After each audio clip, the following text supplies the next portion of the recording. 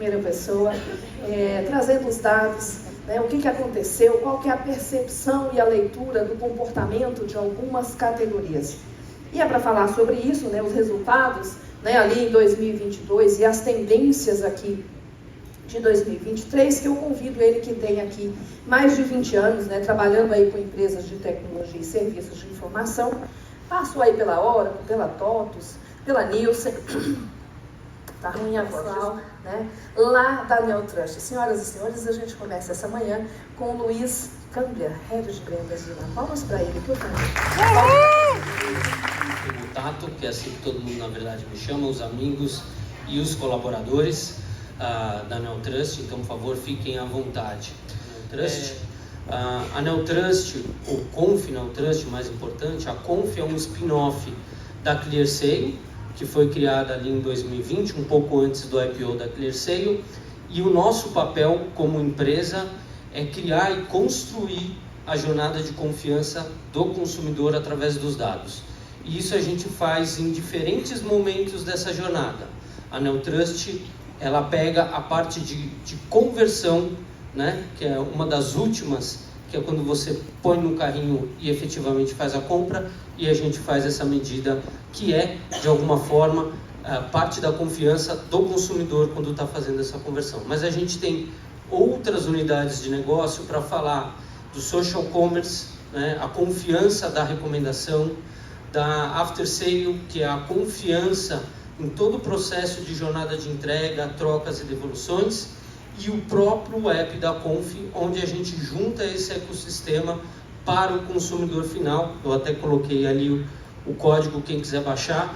O consumidor tem como olhar todas as compras que foram feitas nessas 5.000 lojas que a gente tem dentro do nosso painel, saber quando foi comprado, o que foi comprado, poder falar se não foi ele, entender qual é o nível de confiança das lojas que ele tem para poder fazer a compra e ajudar nesse processo fazendo esse link, tá? A gente pega esse dado bruto gigantesco, porque imagina que a gente tem desde empresas aéreas, jogos online, até os marketplaces, farmácias, supermercados e assim por diante. Obviamente que aqui a gente está excluindo uma parte do mercado que não nos interessa, e a única coisa grande que a gente não tem aqui ou não estima é o Mercado Livre, que a gente já tem um relacionamento que daqui em breve a gente vai estar conseguindo colocar essas informações também aqui. Só teve 6 dias úteis para formar essa informação que está aqui, então ela é super fresca para o mercado. Tem algumas coisas que eu vi na verdade hoje de manhã, vindo para cá, mudamos esse dado aqui e tal, então tem coisas aqui bem frescas mesmas que eu vi uma queda ou uma tendência de queda, tanto nas vendas em faturamento, quanto nas vendas em pedidos do e-commerce de maneira geral. Aí alguns fatores contribuem para isso. Nós temos o fator do cenário macroeconômico, o consumidor endividado, não conseguindo pegar empréstimos, algoritmos de liberação de crédito das próprias instituições financeiras mais apertado para liberar. 78% hoje das famílias têm parcelas atrasadas e começaram a atrasar as parcelas básicas, que é conta de luz, gás e água. Ou seja, quando você chega nesse nível de atraso é que a gente tem realmente um bolso muito apertado. E com a taxa de juros a esse nível, pegar dinheiro emprestado para quitar a dívida, ele tira ainda mais dinheiro que você tem livre para poder girar a economia. Então, esse fator macroeconômico, obviamente, ele ajuda. Mas a gente tem uma outra questão importante quando a gente fala de e-commerce. O que a própria Vivi falou, a volta do varejo físico, a volta da gente sair na rua, a volta da gente poder se reunir de outra forma. Então, a gente sabe que o e-commerce cresceu de forma exponencial no começo da pandemia, e desde o ano passado ele veio perdendo um pouco a força. Agora, isso não acontece para todos. A gente vai ver, a gente vai fazer esse drill down dentro de saúde e farma, e a gente vai ver essas diferenças. Mas nós temos aqui um número de queda de quase 30% de um trimestre, do primeiro trimestre do ano passado para esse primeiro trimestre de 2023, e em faturamento uma queda de 13%. E por que a queda de faturamento é menor? Porque a gente tem, inclusive, aí você tem dois fatores, né? você tem a mudança da importância das categorias que fazem com que esse ticket médio altere, e você tem a própria inflação que está embutida na compra dos produtos, que também teve aumento e colaborou. Então a gente tem um aumento de 5% nesse ticket médio, e por isso que a queda em faturamento ela é menor do que em volume, em número de pedidos. Então a gente consegue olhar mês a mês quais são os consumidores que estão fazendo alguma transação dentro dessas 5.000 lojas. Então a gente tem e a gente consegue medir quem são os únicos, e a gente vê essa queda, quando a gente olha para o primeiro trimestre também do ano passado, de 23%. Então a gente está vendo menos consumidores no canal. Isso não necessariamente significa ao longo de um ano que a gente tem esse mesmo nível de queda, porque quando a gente olha no ano móvel, essa queda é muito menor. Mas o que tem acontecido?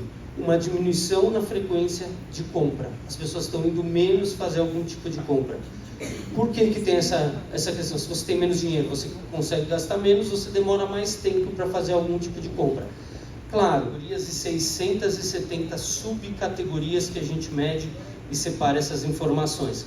Mas quando a gente pega as principais, número de pedidos, onde moda e acessórios é a mais importante, a gente vê uma queda de 23%, e aí a gente, quando olha saúde, diferente de tudo que a gente mostrou, como é que eu volto agora aqui?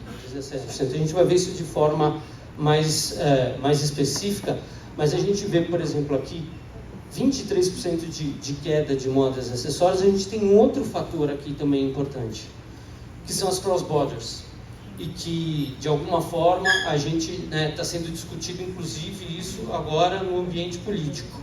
Você tem a Shopee, você tem a Shein, você tem a AliExpress, mas quando a gente está falando de moda e acessórios, a gente está falando mais de Shopee e Shein. A Shein já falou que só no Brasil fatura 8 bilhões.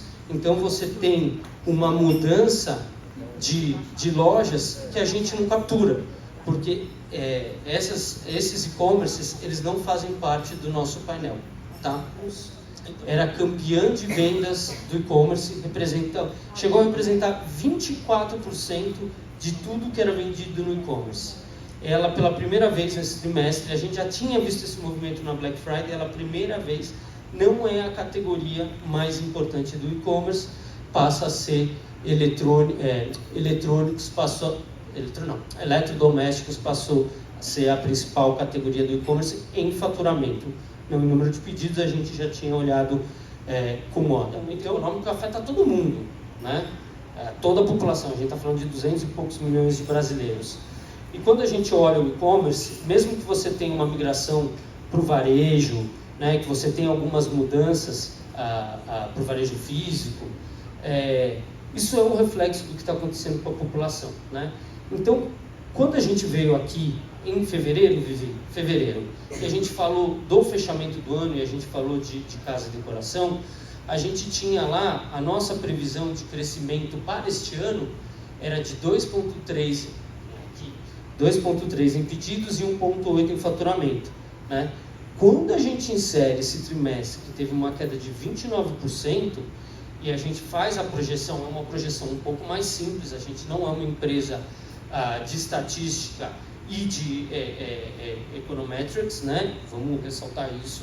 Eu tenho um número mais limitado que eu coloco aqui dentro da minha projeção, mas quando a gente coloca esse resultado, a gente vê um decréscimo de 13% em número de pedidos e 7% em faturamento. Dentro da categoria de beleza e perfumaria, saúde, farma e outros, a gente resumiu tudo isso, todas essas categorias, no cluster saúde, que é a categorização. E nós temos o canal farma, que é um outro cluster, e a gente vai ficar comparando esses dois a partir de agora. Obviamente que este cluster de categoria está dentro de farma, porque farma participa dessa venda.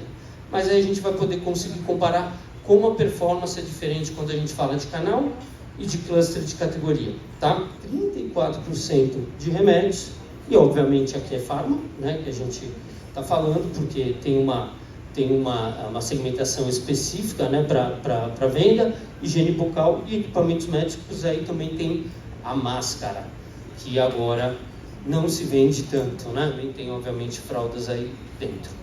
Então, quando a gente olha a categoria e o canal, a gente vê diferenças, nessa tendência. 22% das vendas online, tá?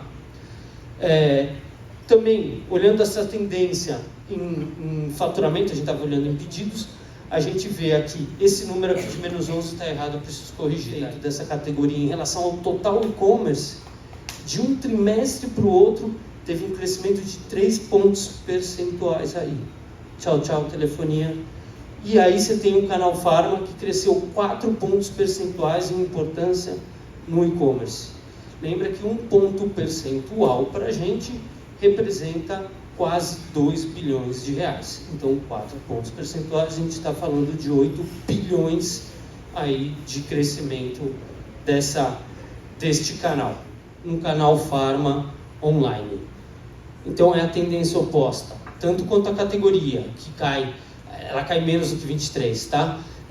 Que cai aqui por volta de 11%, se eu não me engano, que é menor do que os 23% que a gente tinha apontado no e-commerce, mas a gente tem em Pharma aqui um crescimento de 17%, sendo que o último trimestre teve um crescimento expressivo de consumidores únicos que comprou.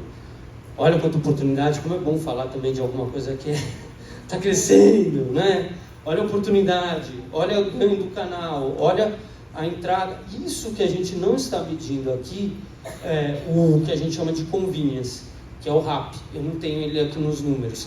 E que aumentaria ainda mais esse número, porque existe dentro da plataforma uma importância para vender esse canal que é a Pharma, sendo o faturamento dentro de saúde e Pharma. Aqui um pouco das oportunidades que a gente tem de sortimento, né? Porque obviamente remédios, farmácia vai representar bastante quando a gente está falando, mesmo em número de pedidos, o faturamento maior ainda. Mas olha algumas categorias aqui, como produtos para cabelo, perfumaria e maquiagem, que já estão na farmácia, poderem vender. Isso está misturado na cabeça do consumidor, talvez ali abra, porque você consegue ampliar o sortimento. Você não está mais só no espaço físico, você não tem só uma gôndola específica de uma marca. Aqui você pode trabalhar e você pode criar uma linha premium, você pode criar uma submarca do seu marketplace. Aqui você faz o que você quiser. Aqui você não tem boundary mais.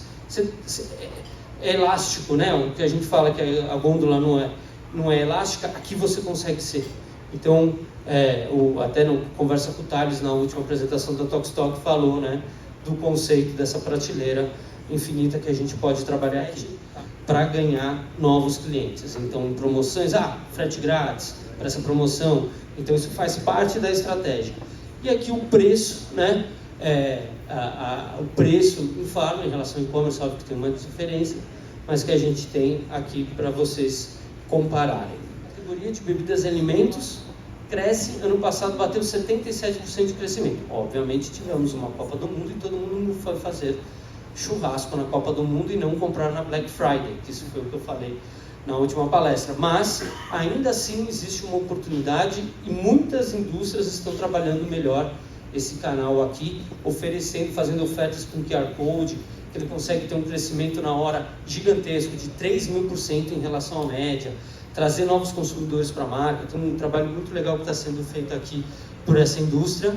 E a gente espera não só o canal Pharma crescendo acima da média, um pouquinho atrás o canal Pet, que já tem uma penetração razoável, mas que ainda tem uma oportunidade de crescimento, inclusive por conta de consolidação de marcas, né? Infelizmente, a gente está esperando ainda uma queda na importância do canal pela queda que ele está apresentando como um todo em faturamento. Um fator importante, pequenos e médios sellers, quando a gente olha os dados, eles estão crescendo mais do que os grandes, tá? Como um todo, né? Eu não estou nem olhando só saúde e Pharma. Quando a gente olha só Pharma, os grandes crescem mais, tá? É um pouco diferente, mas quando a gente olha no total do e-commerce, isso é um pouco diferente. E Pix, que eu não falei aqui, aumentando a participação nas vendas tremendamente. Tem um fator de novo: se eu não consigo comprar no meu cartão de crédito que está parado, eu espero para gastar e pagar à vista no Pix, que eu tenho 10% de desconto. Então o crescimento do Pix é gigante nas transações, tá? E esse número aqui eu vou trazer numa outra apresentação. Eu vou vender o que, para quem, em que momento. Hoje a gente tem as ferramentas digitais para fazer isso. Eu vou dar um exemplo pessoal. Já falei, eu uso muito o exemplo dos meus filhos, mas fralda, nenhuma oferta que eu recebo no celular, eu compro. Porque na hora que eu faço a busca, sempre tem alguém mais barato. Ou seja, toda oferta que chega para mim, nunca é a melhor. Eu já desconfio, já vou lá, busco. Por que a oferta que está sendo feita para mim não é a melhor? Alguém está errando nisso. Porque eu compro para 3. Né? Eu sou Pareto, 80-20. Né? Imagina trocar fralda de 3 ao mesmo tempo que meu filho mais velho não quer sair da fralda. Né? Espero que ele saia logo de casa quando crescer também. Criar a condição para aquisição, parcelamento, descontos e fidelidade. E a gente tem um problema de crédito, obviamente, no momento no país, isso é fato, né? A Americanas não ajudou nada nisso, e os agentes financeiros super desconfiados. E a experiência do consumidor para não perder no meio.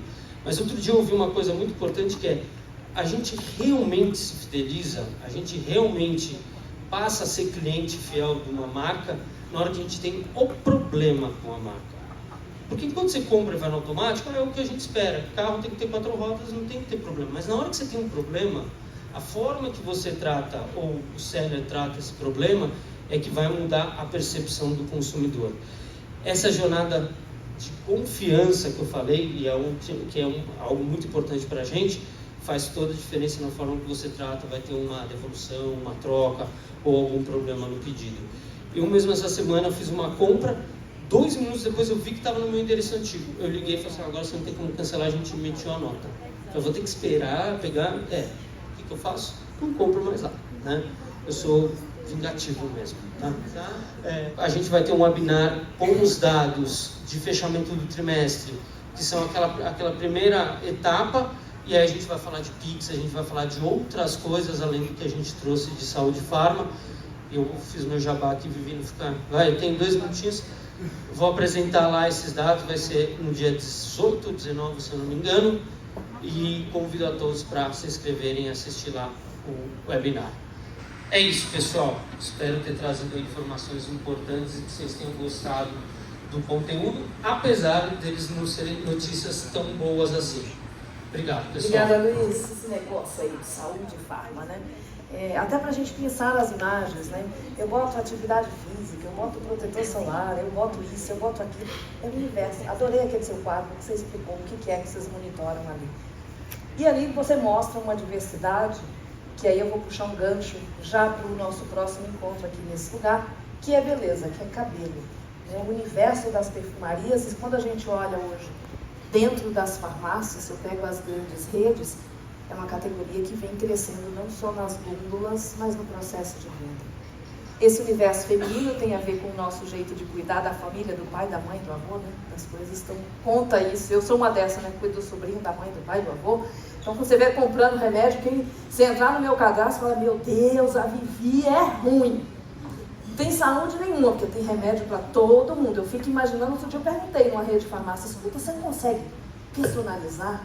Né, para poder dizer ali. Bom, Luiz, o que eu quero trazer aqui para você é assim, você sempre traz o número real, essa perspectiva de não estar muito bom, mas tu deixa sempre um sinal de como melhorar.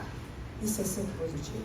Essa coisa da experiência do cliente, na hora que você tem problema, é a hora que realmente a solução aparece, mas eu gostaria de puxar uma outra coisa aqui, que tem a ver com os seus números ali. Vamos, fralda com cerveja no perto da boca. Não sei se é porque não é uma ideia boa para o Zé Delivery, então. O Zé Delivery, né? Assim, quem que vai procurar o Zé Delivery primeiro? Né? Quem tem fralda aqui? Quem tem fralda tem cerveja. Olha, tem alguém da Ambev aí? Se tiver, não tem. Mas eu pago compra no supermercado de outra forma, que tem funcionado. Como é que é esse comportamento dentro dessa categoria, que às vezes tem um ticket menor, ela também é tão expressiva quanto qualquer outra? Já é comum? Aí eu vou ter que ser sincero, eu não sei, porque eu não separei este dado para a farma. Foi no mas Webner? Mas a gente põe no Webner, é uma boa ideia, viu? Eu gosto de você sempre me dar uma ideia nova aqui pra gente, de self-indulgence, né? de indulgência. Porque se você não está gastando com nada, você precisa se dar alguma coisa. Um batom. Então você maquiagem, então você tem algumas coisas aí que você pode se presentear e que a gente vê em momentos de crise, isso nos últimos 20 anos, né? Vim de outras empresas que leem o mercado, você vê essa movimentação em momentos de crise. Então isso também é um fator importante para a gente escolher sortimento aqui também. Luiz, eu fiquei com uma dúvida ali na abertura dos segmentos que você colocou, né, a parte de remédios, né, suplementos e tudo mais. Eu queria saber se vocês enquadraram suprimentos para procedimentos médicos ali, se está dentro de algum universo. Então, no e-commerce, ou através do marketplace, ou através da farma, aí eu cubro. Como eu não conheço detalhe específico dessa categoria, eu não sei se vocês fazem a venda através de farma, tá? Ah, tá. A gente faz. Daí eu queria saber se estava contemplado em uma das categorias, mas acredito que não. Qualquer pedido transacionado dentro da farma, um número grande de varejistas, a gente capta. Exato. Perfeito. Ou no marketplace, mas imagino que para vender tem que ser um distribuidor específico desse tipo de produto. O nosso é próprio mesmo. Perfeito, obrigado. Imagina.